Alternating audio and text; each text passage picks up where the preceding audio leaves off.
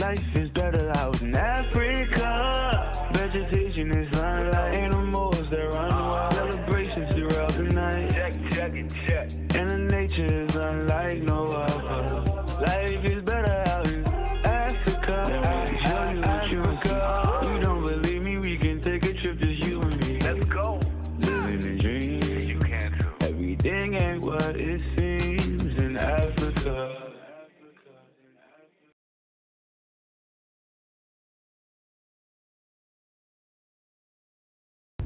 So I just wanted to pick back up with my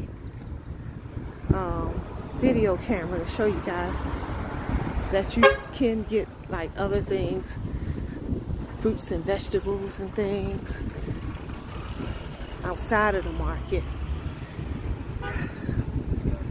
that is a lot more affordable. And see, check it out. Look at the little young girl. She can't be no more than about 6, 7 tops, all with herself. Not a adult supervised around, and this little girl ain't got a thing to worry about on the side of the, walking down a busy intersection by herself. It's so different, you know. You imagine that at home. Parents will have a conniption. Their child walking like that with themselves out in the street. But yeah, it's just a lot of the things that we worry and concern ourselves about at home. Look at little boy on the bike. That we concern ourselves about at home, they don't have those worries here and concerns. And so it gives you a much lighter feeling of freedom and peace of mind. It is not a utopia, hence my point. You know what I'm saying?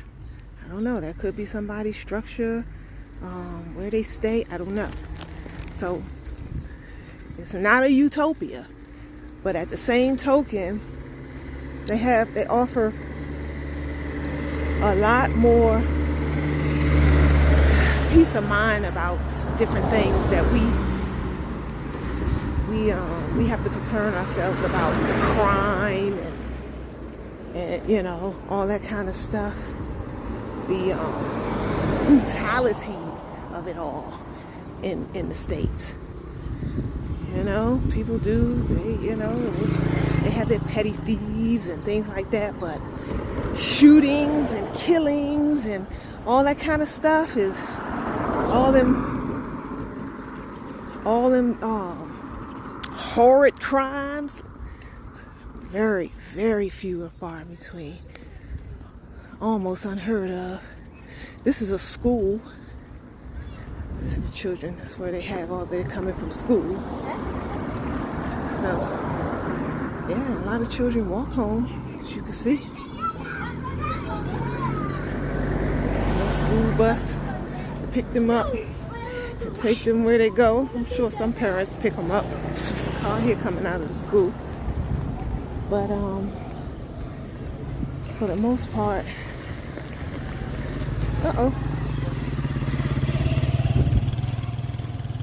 and the pedestrian does not have the right of way automatically. Not at all. You better look out. Better look out. So, okay, I have a ways to walk, and I almost took a bajaji or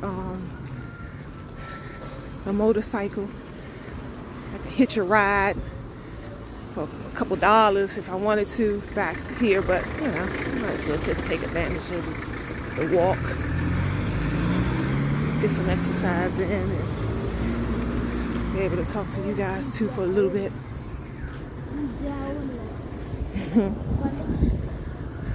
This sister here has fruits. Let me stop here and see what she has. Sugar cane. Let's see what kind of fruit she has. Fruit. Hello. How are you? Thank you, Sunny. Santi Sana. Oh, you have watermelon, banana, orange. Maybe I'll take some oranges.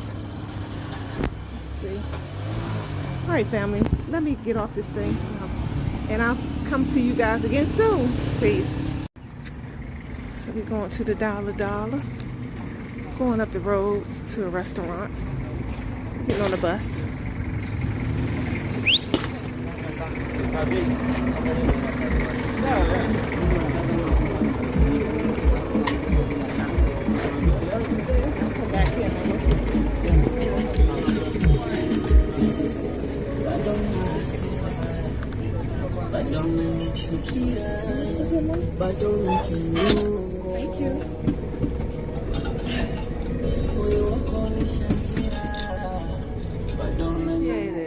So we're going to actually Mama Joanne says that, she opens her home to repatriate people like me who are just coming to visit. The home is always open. I get a lot of visitors and my American friends, they come all the time. They saw so many black people. And then I tried to educate people because all along the coast of Central America, if you go to every city along the coast in Central America, you're going to find the majority black people. Why? And this part of it is just my opinion. You know, we black people grew up on the water. You're along the west coast, all those countries, Ghana, all the cities are along the coast. Accra, in Liberia, have Monrovia along the coast. That's where we grew up. That's where our great-great-grandparents were. Okay, so they had to go inland, but on the coast, where they took the slaves from inland, put them on the coast, so when the ships came, we like coast. Yeah. And so all along the coast, Belize City is mostly black. I think that's a spiritual thing too, being near the water. Exactly. And so we like the water. And in Belize, all along Nicaragua, the Caribbean coast, blacks, Panama, Caribbean coast, blacks, all along the coast, Costa Rica. And so we stayed there. So we like there, right? But as you move inland in Belize, you're going to find people are more Latinized because they came down from Mexico, they came from Guatemala. Belize has Guatemala to the west, you have Mexico to the north. And they had wars, so every time there was a war, they came down to Belize. And they mostly lived inland. Now, you lived in Corozal, right? You didn't were in Dangriga first and then Corozal. You didn't see too many blacks in Corozal. Corozal is up north, right next to the Mexican border, so you wouldn't find a lot of blacks in Corozal. But in Belize City, Dangriga, Punta Gorda, around the coast, you'd find mostly blacks. Okay. Yeah. Your body is not used to producing its enemy. Your body fights foreign matter. It is not used to producing. And the particular mRNA instruction that they gave was to have our own bodies produce a toxic spike protein. The spike protein is indeed toxic. And they said it would stay stuck here, right here in the arm whenever you got it. Of course, it did not. That spike protein, which is toxic, circulates through our bloodstream and lands and attaches itself to different organs. Documented myocarditis and pericarditis, particularly among young men, is this. Okay? Breastfeeding mothers pass the spike protein, the toxic spike protein, to their babies that they're breastfeeding. I'm talking about a baby whose immune system is not nearly developed. Okay? It wasn't necessary in order, even if they were used to arm men, to have the instruction to produce the complete protein with the nucleic acid. It could have produced a broken piece that would not be toxic. Instead, this instruction was to produce the toxic spike protein itself. Right? Blood clots are rampant. Okay? All inflammation is going to go, and this is why the advice that Ayodele was given about being in the sun, sleeping, eating well, and increasing your melanin production is going to be more critical than it ever has been. Because circulating through our bodies is a damaging spike protein to create. Now, there's only one thing so far that I know natural that degrades the spike protein, and that is nattokinase. What? Nattokinase. If you were raised in Japan, it would be Japan's version of my mom and them used to eat every day sour milk and cornbread. Y'all, anybody remember that? Buttermilk and cornbread used to be a record. I couldn't quite get through it. But they loved it, right? You're going to break it up in there? Right. Well, the Japanese version is natto. It's a soybean fermented product. Where the bacteria is used to connect with the soybean, and in fact, it then creates what's called an enzyme called nattokinase. Well, if you don't want to deal with the funky part of it, you can make natto or you can buy it. You also can get a supplement for the enzyme, right? Nattokinase. I combine two, nattokinase and serrapeptase. Nattokinase is from the soybean interaction with the bacteria, and then it's an enzyme, right? And then the other serrapeptase comes from the silkworm. Now, I use both of those to heal and address some conditions that I've had because I know the role of them. And long before I knew the role of nattokinase to deal with the spike protein, to degrade it, I used it because of its anti-clotting factor. And since I just told you, you can look it up, that the spike protein stimulates clotting. You want something, I want something that facilitates non-clotting. That's why to me, nattokinase is serrapeptase.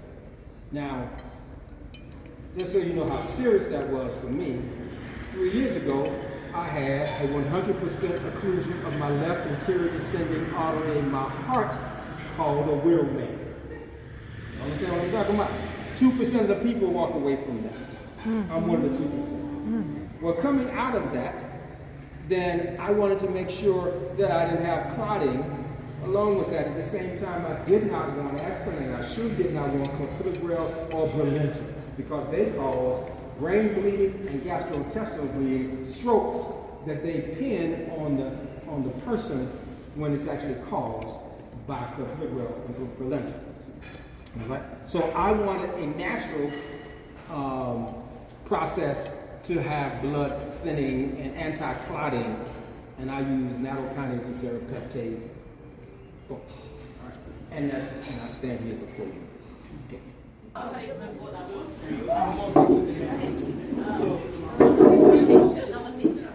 Anybody else?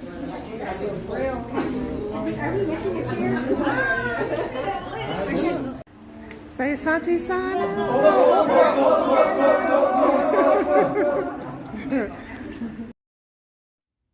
If you're ever visiting the Arusha side of Tanzania, be sure to swing past Sherry's Caribou Coffee. It's an internet cafe and lounge that offers some amazing, great tasting American style soul food.